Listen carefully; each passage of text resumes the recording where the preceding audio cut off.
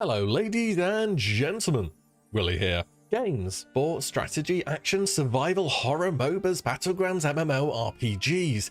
There's a lot of them, and they aim to achieve different things, some suspense, others to drive competition, and some games make you want to spend hundreds of hours grinding firbolgs and winter springs so you can stand in the middle of Stormwind on a slightly different looking Nightsaber so somebody can come up to you and say, "You're a nice mount, bro," and you can say, "Oh, cheers." Whilst for many games it's a simple story playthrough, do the main story, defeat the bad guy, save the princess, all is ends well, job done, case closed, game beat. MMORPGs, however, don't work like that. The developers have the frankly unenviable task of constantly building upon the world, the story, the journey, that first time through when you build your character up to max level. That's not beating the game. Oh no, that's just the first phase of your journey. That's where we get into the end game. Some non-MMOs do this too, like having New Game Plus, unlocking new difficulty levels, or bonus levels after having found all secrets.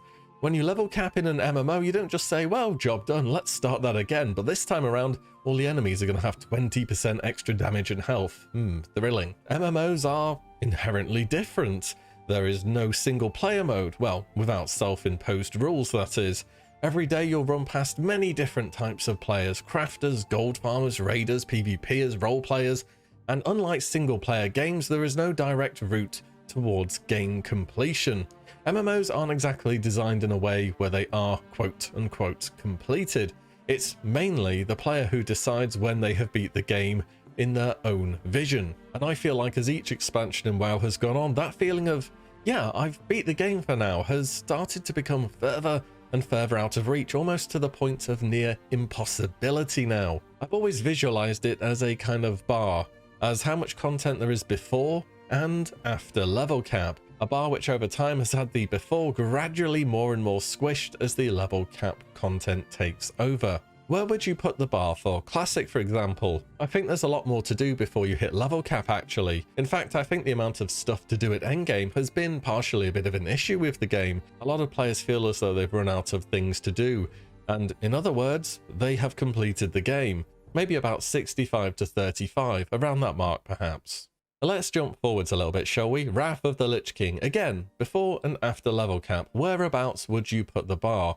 Well, the endgame has been extended by a lot at this point. We have things such as arenas, eventually we have different raid difficulties, we have our achievement systems, and collection has started to become much more of a thing now. Our classes fit much better into their roles and are just by and large a lot stronger when leveling. Oh, and we also have heirlooms, of course, let's not forget about them. In fact, at this early point in WoW, I think the bar would have mostly entirely flipped around by now, if not more, to around 35 to 65. Again, moving forward, let's just skip over Warlords of Draenor, shall we? Probably one of the few times where there's been less content at endgame in recent expansions, though not through really any intended means, just a lot of stuff got cut. Legion, you know what, we can throw BFA and Shadowlands in there too. How much content would you say that is before level cap and how much after? 10 to 90?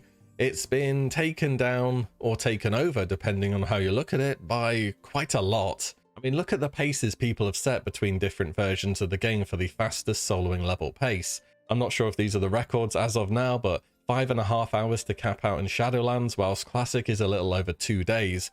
That being solo, of course, no mob tagging or assistance. You can get it by about 12 hours, but you need a lot of help to do that. And of course, we have to mention that games are played very differently now from how they were back then. Players are, just on average, much more clued up and informed about the game. There are guides and videos abound to be discovered online. It's a big change in communication from the days where guilds in contention for World First would actively hide their strategies from each other to try and keep their lead. And I think it's important to make a distinction between players know more about the game with players being better at the game.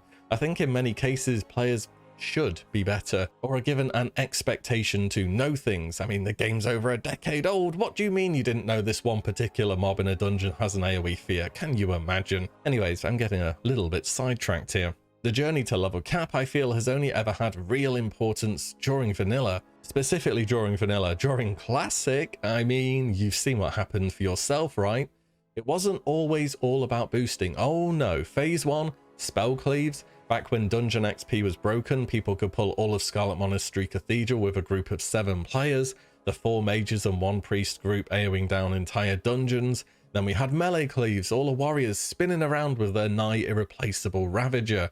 And then the post-level cap industrial tier mage boosting services all day, every day, clogging up your LFG channel. Some unavailable, 1,000+ runs, fast and reliable, money back on wipe guaranteed. Not only has retail turned into a heavy endgame shift over time, but players have created an environment where they can skip to it equally as quickly, or as quickly as possible, in Classic. Oh, and that's aside from mentioning the obvious, you know, the fact that Blizzard has cut out the middleman to some extent and now can sell you the level 58 boost for real life money. The more you see action in game from players over words on the forums, the more I'm not surprised how the game has evolved over the years. I feel like there's this vocal minority hanging on to the idea that we all need to play as if we'd never touched the game back in the day whatsoever, as if caring about your class's performance is something to be actively looked down upon. I can honestly say, myself at least, that every game I've played where it's contained RPG elements, I always pick a certain archetype and try to make it as good as it can be.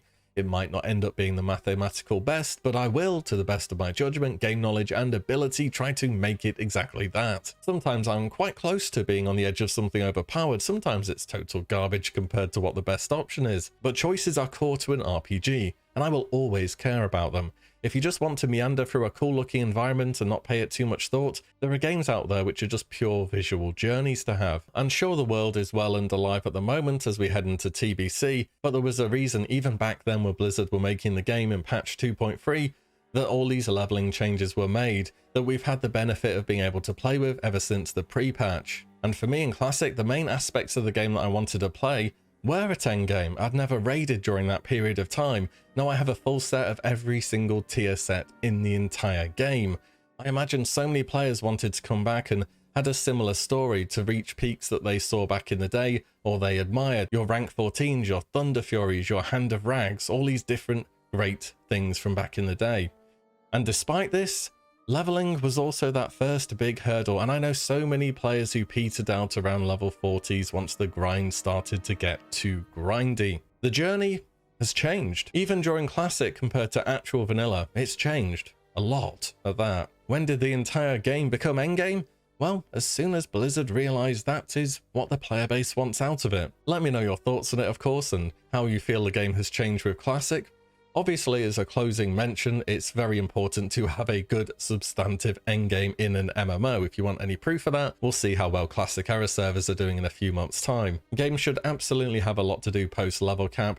It's just the ways in which it's changed over the years and how even in Classic, players have driven the game down that same path at such a rapid rate. That's about it though, guys. As always, thank you so much for watching and listening in, and I'll see you all on the next one very soon.